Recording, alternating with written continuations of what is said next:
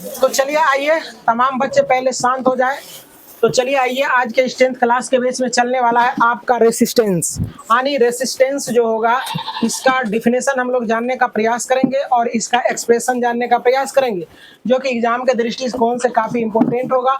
और रेसिस्टेंस क्या होता है, रेसिस्टेंस को किस क्रम में संयोजित किया जाता है ना, इस सारे चीज़ों को हम लोग जो है ना यहाँ देखने का प्रयास करेंगे।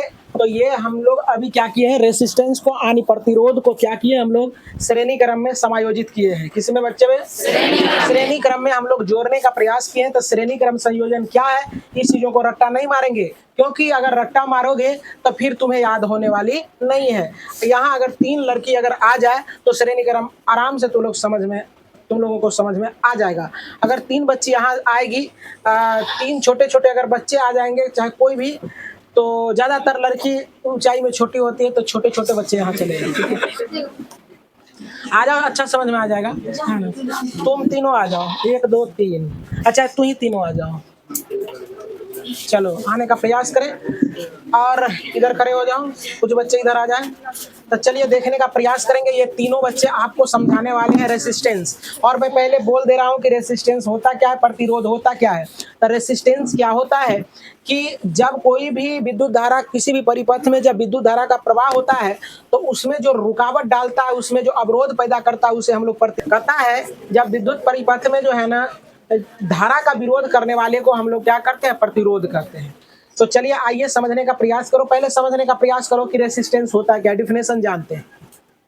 तो डिफिनेशन में होता है क्या है कि 3 प्रतिरोध ये ढेर सारा जुड़ सकता है, लेकिन हम 3 प्रतिरोध लेकर हम लोग समझ रहे हैं। तो कहेंगे पहले प्रतिरोध का दूसरा सिरा और दूसरे प्रतिरोध के पहले सिरा और दूसरे प्रतिरोध का दूसरा सिरा और तीसरे प्रतिरोध का पहला सिरा जब एक साथ जोड़ा जाता है, तो इस प्रकार के व्यवस्था को क्या कहते हैं हम लोग, क्या कहते हैं बच्चे, प्रतिरोधों का श्रेणी क्रम संयोजन कहते हैं। बात समझ रहा ना।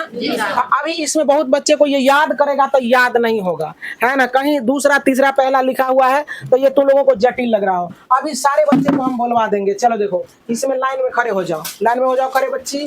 चलो उधर घसकने का प्रयास करें, उधर चलो उधर चलो उधर चलो।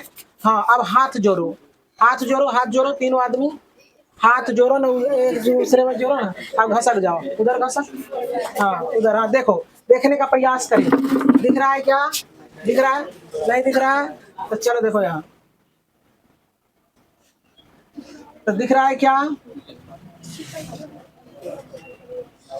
तो चलिए प्रतिरोध नंबर 1, प्रतिरोध नंबर 2 और प्रतिरोध नंबर 3 समझने का प्रयास करो। देखो इसका पहला हाथ है, हाथ तू दोनों हाथ फैला लो, ऐसे कर लो, ये हाथ खड़ा करो ना।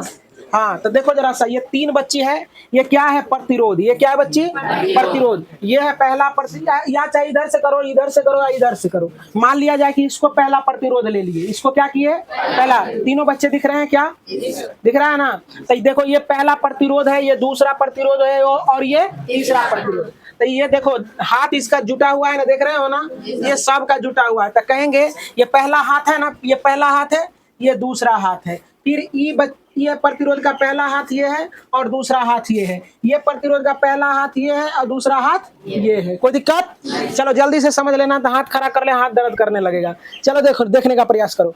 तो ये कह रहा है कि पहला प्रतिरोध ये है, तो पहला प्रतिरोध का दूसरा हाथ है ना, और दूसरा प्रतिरोध का कौन हाथ है, पहला ना। समझ में आ रहा है रे, पहले प्रतिरोध का दूसरा हाथ, दूसरे प्रतिरोध का पहला हाथ, दूसरे प्रतिरोध का दूसरा हाथ और तीसरे प्रतिरोध का पहला हाथ अगर किसी परिपथ में जुड़ा हो तो ऐसे है परिपथ को श्रेणी क्रम संयोजन कहते हैं। इज दैट क्लियर, समझ में आया।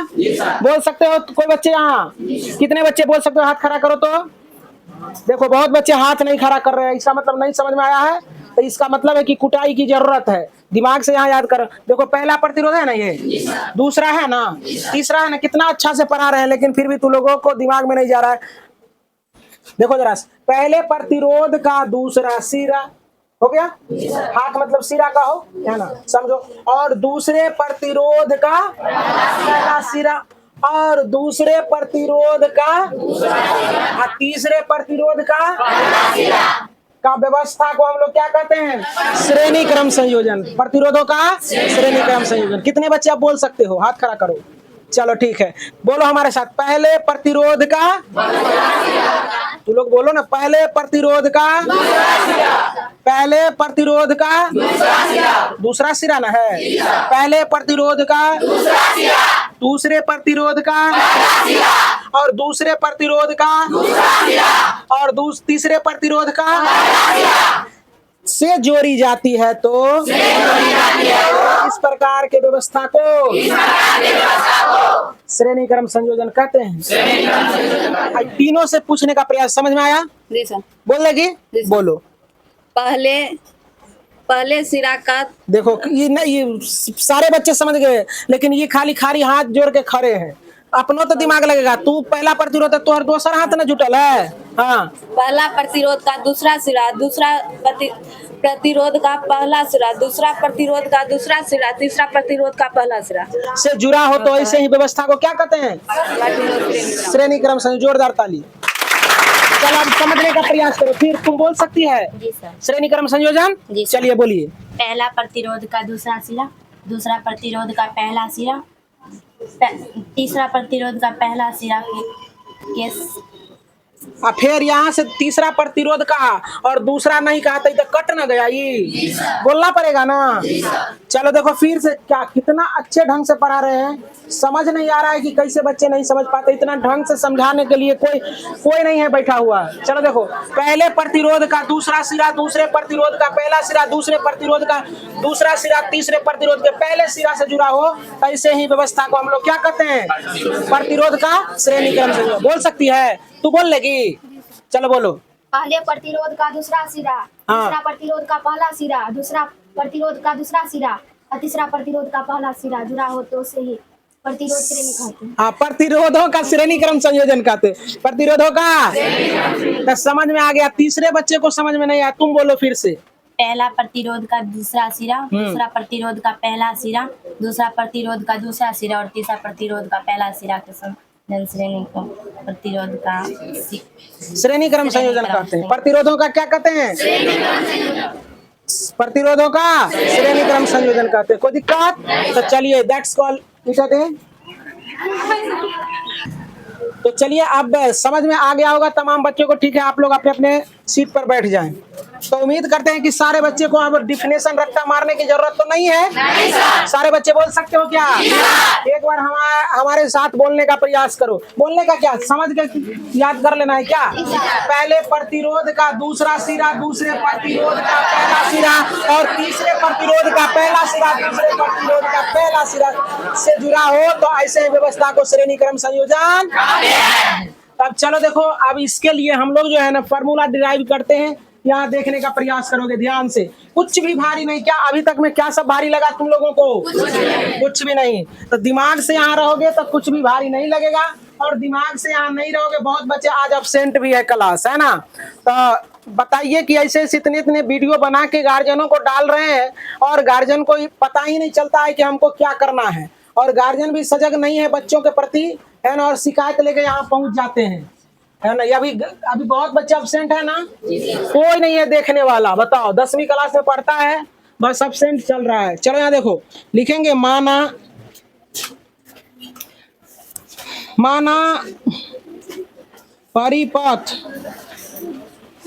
परिपथ में 3 प्रतिरोध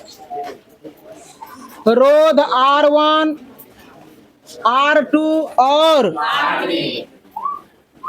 R3 श्रेणी क्रम में जोड़ा गया है, जिसका विभवांतर V1, V2 और V3 है। V3 है। तो अब V3 है, तो यहाँ से अब हम क्या करेंगे? ओम का नियम लगाएंगे। क्या करेंगे बच्चे? ओम के नियम से, ओम का नियम हम लोग पढ़े हैं। V बराबर I इंटू आर। पढ़ा है बच्चे? तो चलो देखो V बराबर I इंटू आर। यहाँ क्या हो रहा है देखो, धारा सेम ही है, यहाँ विभवांतर बदल रहा है। देखो धारा यही धारा है, देखो यहाँ सर्किट में देखने का प्रयास करें, इसको रेसिस्टेंस कहते हैं, ये रेसिस्टेंस कहते हैं, ये रेसिस्टेंस, ये दोनों सिरों के बीच में V1 विभवांतर उत्पन्न हुआ, ये दोनों सिरों के बीच में V2, आई दोनों सिरों के बीच में V3 विभवांतर उत्पन्न हुआ है। कोई दिक्कत नहीं सर। अब देखो बच्चे, और कुल विभवांतर जो है तुम्हारा V है, ये सेल है, क्या बच्चे? सेल है। ये है कुंजी, ये क्या है बच्चे? कुंजी उसको कहते हैं स्विच को। जैसे जरूरी है तो टिप देंगे, लाइन जरूरी है तो रखेंगे, और नहीं जरूरी है तो नहीं रखेंगे, है कि नहीं? तो चलो देखो, तो ये इतना तो समझ में आ गया। अब देखो कहते हैं पहले प्रतिरोध का विभवांतर देखते हैं। पहला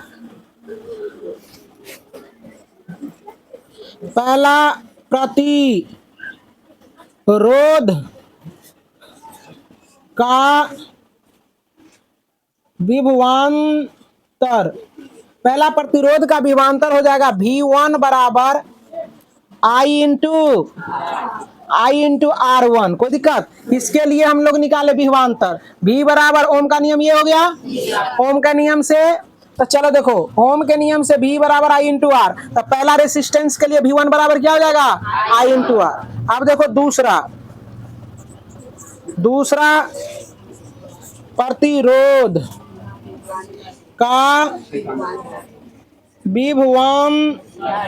विभवांतर, तब V2 बराबर I इंटू R2। इसको समीकरण 1 कर देते, समीकरण 2। अब तीसरा के लिए विभवांतर, तीसरा प्रतिरोध का विभवांतर क्या हो जाएगा? V3 बराबर क्या हो जाएगा बच्चे?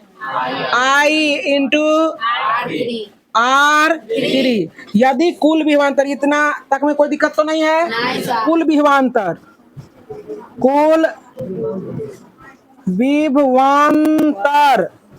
भी हो, कुल विभवांतर भी हो, भी है ना कुल विभवांतर। यहाँ V2 V3 है, लेकिन सब विभवांतर भी है ना, भी हो तो क्या हो जाएगा? V बराबर V1 plus V2 plus V3। कोई दिक्कत बच्चे? कुल विभवांतर, तीनों विभवांतर को क्या करेंगे? जोड़ देंगे। अब समीकरण 1 2 3 से, समीकरण यहाँ देखो जरा समझने का प्रयास करो, समझ रहे हो बच्चे? इसको क्या करेंगे? समीकरण 3 का नाम दे देंगे, है ना। अब यहाँ क्या करेंगे? तीनों का मान रख देंगे, तीनों का मान रख देंगे। अब देखो यहाँ ओम के नियम से V बराबर देखो क्या लिखे हैं? I into R. और यहाँ देखने का प्रयास करोगे तुम लोग, I इंटू आर। और यहाँ देखो V1 का वैल्यू कितना है? I R1। इसका हो जाएगा I R2, इसका हो जाएगा I R3। यहाँ से I R रहेगा, यहाँ से I कॉमन लेते हैं, R1 plus R2 plus R3। I से I कट जाएगा, तो यहाँ जाएगा R बराबर हो जाएगा R1 plus R2 plus R3। यही तुम्हें सिद्ध करना था। तो अब कहेगा क्या? तुम लोगों को कहेगा कि श्रेणी क्रम संयोजन के लिए R बराबर क्या होता है? तो R1 plus R2 plus R3। 3 resistance जुड़ल रहेगा तो R बराबर R1 R2 R3 होगा। अगर 4 रेसिस्टेंस जुड़ल रहेगा तो R बराबर हो जाएगा R1 R2 R3 R4। 10 रहेगा तो R बराबर R1 R2 R3 R4 dot R10 तक। 100 रेसिस्टेंट रहेगा तो कहना कि R बराबर R1 R2 डॉट R100। अगर 1 करोड़ रहेगा तो कहेंगे क्या? R बराबर R1 R2 R3 डॉट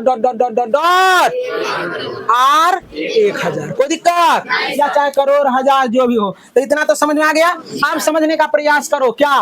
प्रतिरोधकता। क्या बच्चे? प्रतिरोधकता। तो प्रतिरोधकता क्या होता है?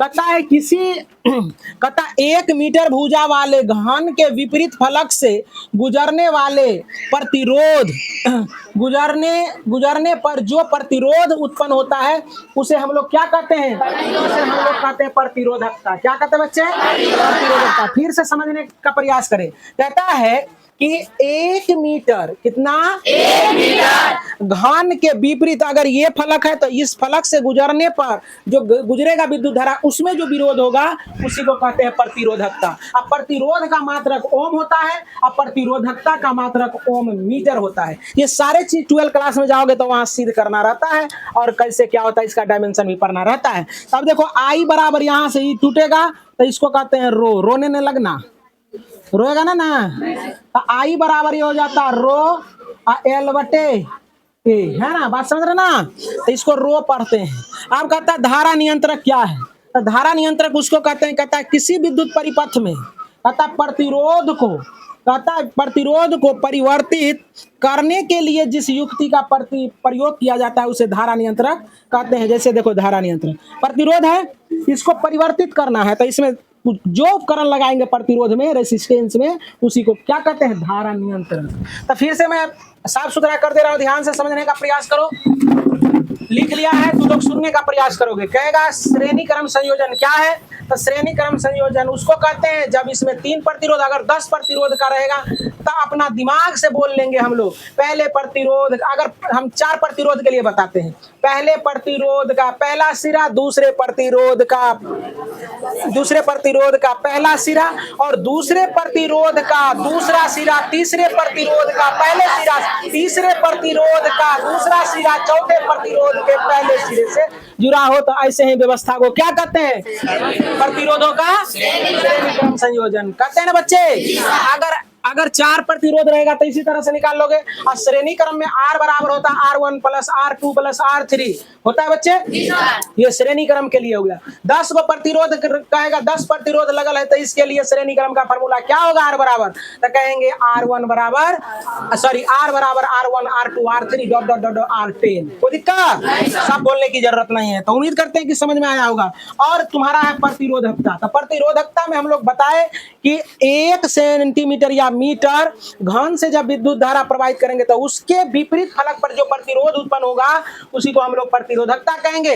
प्रतिरोधकता का मात्रक ओम मीटर होता है। अब धारा नियंत्रक क्या है, तो जब किसी भी परिपथ में रेसिस्टेंस में जिस रेसिस्टेंस में परिवर्तित किया जाता है धारा को जिस उपकरण के द्वारा, उसी को हम लोग क्या कहते हैं, धारा नियंत्रक कहते हैं। बात समझ में आ गया। तो that's call it a day. आज के लिए इतना है।